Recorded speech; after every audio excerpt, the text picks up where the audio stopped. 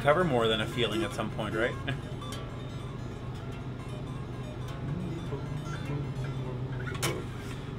Yeah, so yeah, there was that. There was Parallel Lines from Blondie. Loved that album. Billy Joel, The Stranger. That was one of my first albums. Yes, Going for the One. But you're going more in sort of the new wave stuff. You're not sticking to Kiss, to Alice Cooper, Welcome to My Nightmare, over to, like, you're going more Blondie, and so you went more progressive and new wave. There was a lot of that. I mean, that was just like what like all the neighbors and everything, like that's just what everyone in the neighborhood was listening to. And back then you didn't have internet. It wasn't so easy to explore and find music. Either you went to a record store, well, you go with your parents while they go shopping, and they say, oh, could we go to the music store? And you go there, and they leave you alone in there while you just browse through album covers. And if you see one that looks cool, it's like, oh, what's this one? Killers? Iron Maiden? That looks cool. I'm going to try this out. And you go and buy it based on that. That's what I used to do. And you find a gem, But there was that, and then there would be, hey, my older sister just got this album, Yes, Going for the One. Let's listen to it. And listen to it. And, you just hear something that freaks your little child mind out. And so, yeah, there was actually that album, Yes, Going for the One, was one of the first albums I got. So I had a sort of eclectic, diverse rock collection going on as a kid. And from there I got into, a lot of Ramones and Sex Pistols, some Dead Kennedys we listened to, and then, of course, all the classic rock stuff that at the time was just rock, It's like, I remember being 10 years old and, and... Rocking out to My Sharona. Oh, sure. There was that. There was, but more so than that, it was like, I still remember everything. Like, I remember hearing on the radio while I was going to school that morning and getting ready that, John Bonham was found dead. And, Led Zeppelin was a big part of growing up. Of course, the Stones. Everyone had the Hot Rocks album, of course. There was AC/DC, their new album with the new singer. It's like, wow, he's good. I remember, like, the fear and concern I had when I found out Paul Di'Anno was out of the band and they got this new guy. I didn't know what to expect, and then, hearing...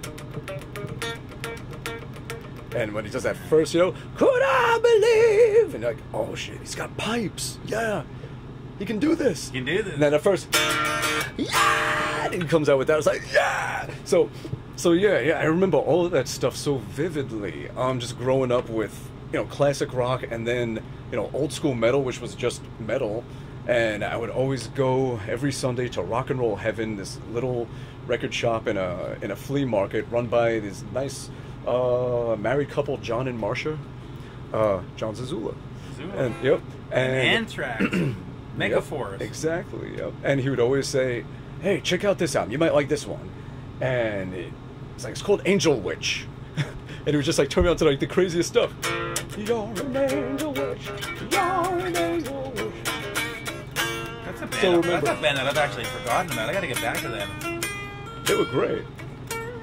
And then he's like, hey, check out this one. Metal on metal is what I crave. And, he would just get me all, like, he would point me in the right direction, that guy. He's like, check out this band, check out this one. And I would go there and get all my weird Australian imports of AC/DC stuff and all the, picture discs of Maiden and whatever else. And I would just try and find every weird cover of the album Hero from Judas Priest and stuff like that.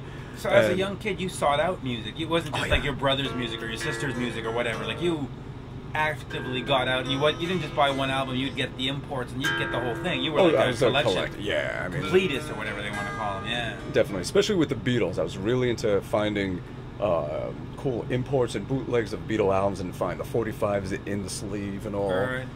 Are you still an avid collector? Are there any bands that get you excited these days?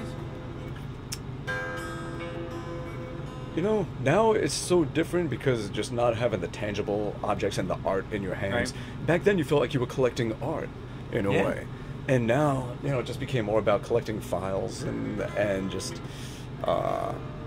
it was such an easy abundance and just an easy collection to build. It changed.